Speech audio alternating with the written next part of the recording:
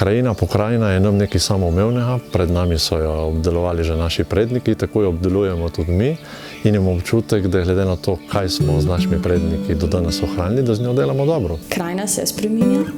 Sigurno, seveda se moramo zavedati, da je bila vedno v povezavi s človekom. Človek, ki da tisti pečat, tako z nego oziroma z uporabo. Pri delu se srečujem s krajinami v drugih državah, tako da vsa potovanja službe nam je pravzaprav samo podpirajo v misli, da imamo krasno krajino. V krajini je vsekakor z mojega vidika pomembno ohranjati tiste zadeve, ki jih prepoznamo, kot da so nam identiteta. Naprimer podoba vasi, travnikov, tistih grmov ob poti.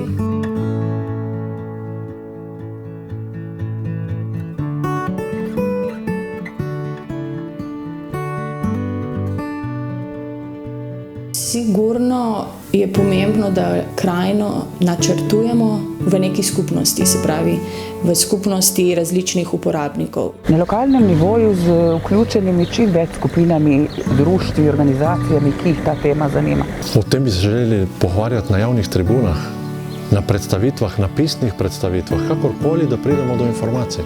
Da se tudi včasih ob kakšnem čisto takem neformalnem srečanju razvije pa mogoče čisto fajn debata o tem, kaj nam krajina pomeni. Krajina pripada vsem, tako prebivalcem, pa poleg ljudem, tudi vsem živalim in celotni naravi, ki pač v tisti krajini živi. O pokrajini, po mojem mnenju, bi mogla odločati najprej stroka, vsekakor lastniki.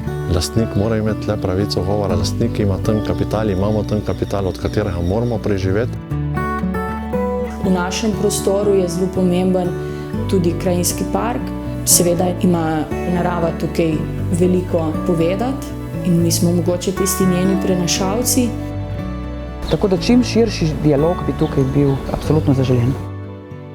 Izključevanje iz pogovorov vnaša prvič nezaupanje.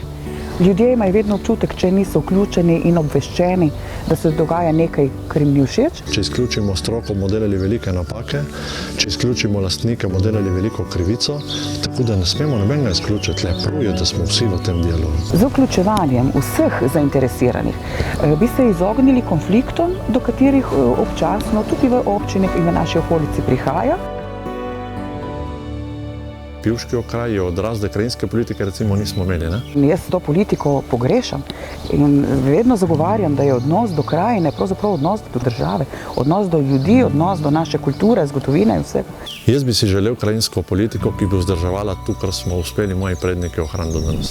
Pa da bi omogočila to, da lahko v tej krajinski politiki in v tej krajini tisti posameznik, ki je tle lastnik in ki tu želi delovati, od tega nekaj ima, da bo to naravo še naprej obdeloval. Se mi zdi, da bi se vsi mogli tega zavedati. Se pravimo, da je Sloven zelo navezan na zemljo in na dom in na prostor, kjer živi, ampak mislim, da je čas, da tudi to aktivneje pokažemo.